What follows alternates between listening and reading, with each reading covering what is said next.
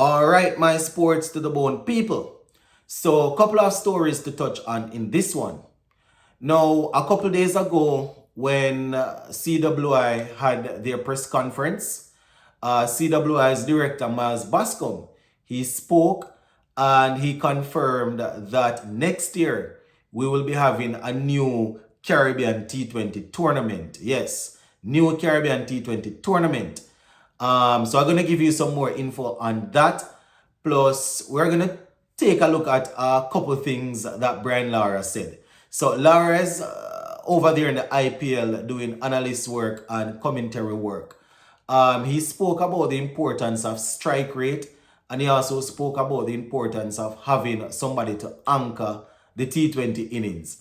So we're going to talk about all of that. Give a listening ear. The comment section is open as usual. Once you are hearing this, you can comment, all right? Also remember to subscribe to the channel if you have not yet subscribed. All right, so taking this bit of information here from Sportsmax, but it was originally given out by CWI's director, Miles Bascom. So the headline says, CWI's Bascom talks up new Caribbean T20 tournament for emerging players. So that is the main thing that I want to throw in there. It's for emerging players, right? With the CPL attracting big hitters from all over the world, it's a bit difficult to really find a lot of youngsters coming through. So that is one of the things they are trying to do now, to get this other league going, to try and unearth new talents.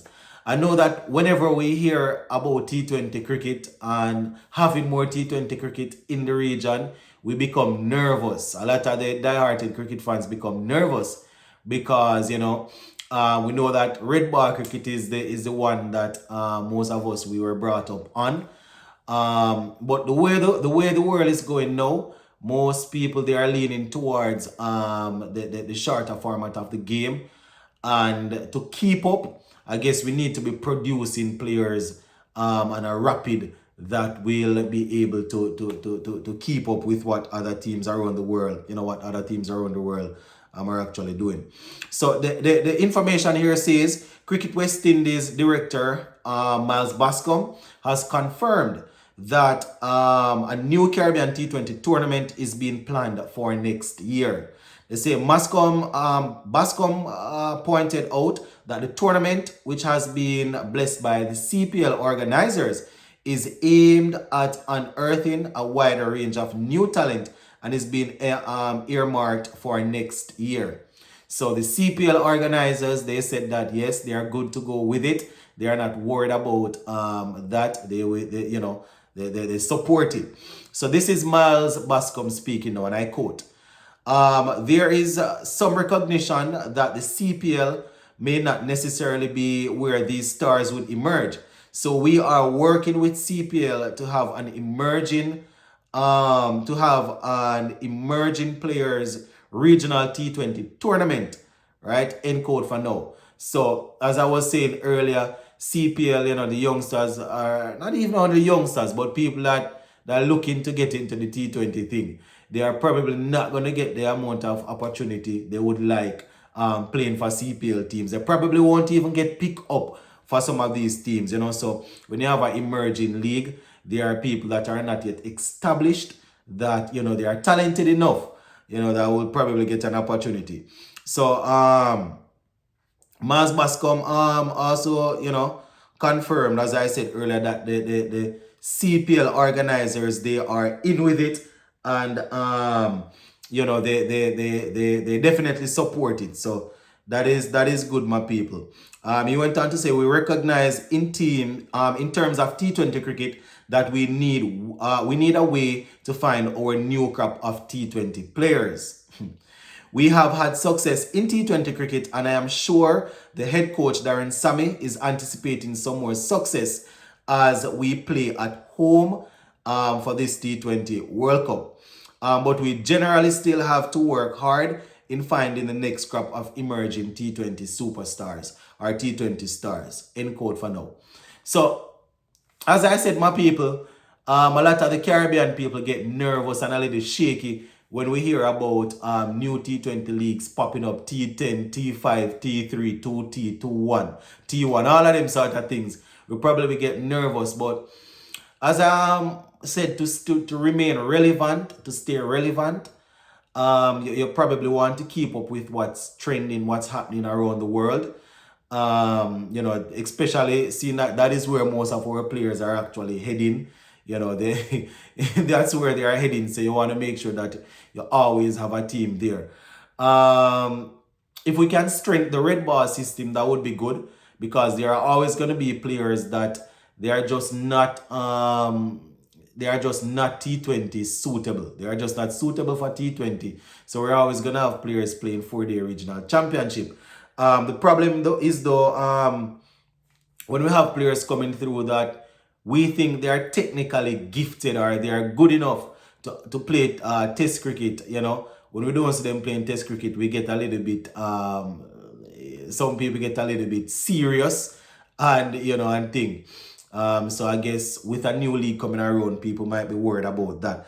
But as I said, that is the way in which cricket is going now. So I guess that's just a move to try and keep up with the times.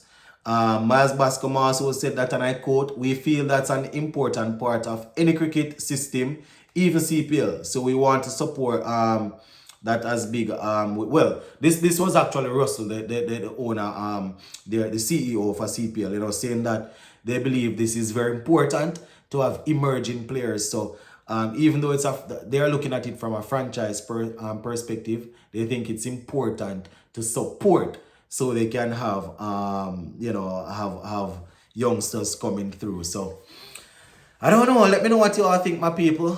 It's been a while since quite a few past and present cricketers have been calling for another league. They didn't necessarily ask for an emerging league, but at least this is an emerging league that you can take a look at players, guys that won't necessarily get the opportunity, as I said earlier, in the CPL, but they will probably play in this emerging league, and people will take note. So that is how they are looking at it to see if they can find a new set of stars that will give us victory in the future. Let us take a look at Brian Lara now. So Lara is over there in the IPL doing some analyst and commentary work, and he was speaking about strike rate and anchoring innings in T20 cricket. I mean, he was mostly referring to it's really IPL, but at the end of the day, it's T20 cricket. So the same you can almost say the same applies in international cricket to some extent. So he was talking about the anchor. That is something that a lot of people don't really believe in, having an anchor there. But the thing is, when we hear of having an anchor in T20 cricket, we are probably thinking of someone that's gonna score a run a ball and just hold up an in and don't try to get the strike rate up. But Lara is saying that it's important to have somebody there to hold down an end, to make sure that when things get tough, they are skillful, somebody skillful enough to tick over the score, make sure that they are there to just hold up one end, because it's only 20 overs. You're gonna always have guys coming and going hard at the ball, so it's important to have somebody there to hold up an end, to keep rotating the strike while the other guys go ahead and do their thing. You understand? So that is the role that we see. We have tried with Shea Hope and Rastan Chase in the past. And I think those two guys are actually in CWI's plans to for this upcoming World Cup. It's a ticklish situation when it comes on to having somebody that can anchor, because in T20 cricket you don't necessarily need to be a traditional anchor that you would have in an ODI game. It needs to be somebody that can be explosive, but they are technically good enough to really work the ball around when it's not there. If one end we just keep on losing wicket, we can have somebody there to stop it, to start a hold up an end. We see teams like India, they have Virat Kohli, man can hold up an end, and we know he hits the ball a long way. You understand? So that is something that we are looking at there, you know. As I said, a lot of people don't really believe in it. Nicholas Puran and Hetmeyer, those are names that we have heard in the past that people would have wanted to play the role of number 3, batting most of the overs and thing. But you know, we see how all of that going. Talking about having an anchor.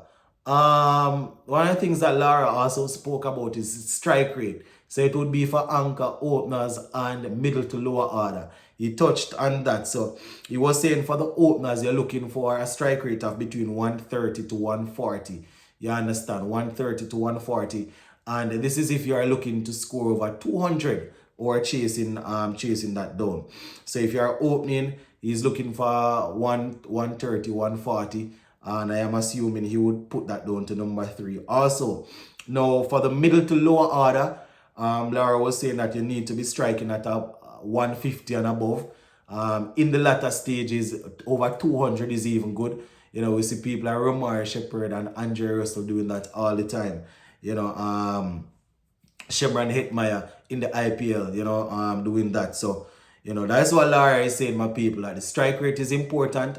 I think it was yesterday we were having a conversation about strike rate, and somebody was saying that, you know, there is no way Shea Hope and them guys and them guys can be in the team because of strike rate.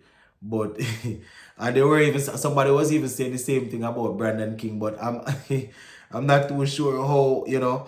Sometimes we probably don't do the research before we make the statements, because, you know, apart from Nicholas Poor and you know, I can't really, Ravman Pearl when he was firing, I can't really recall anybody really that's where we would like them to be. You understand? So yeah.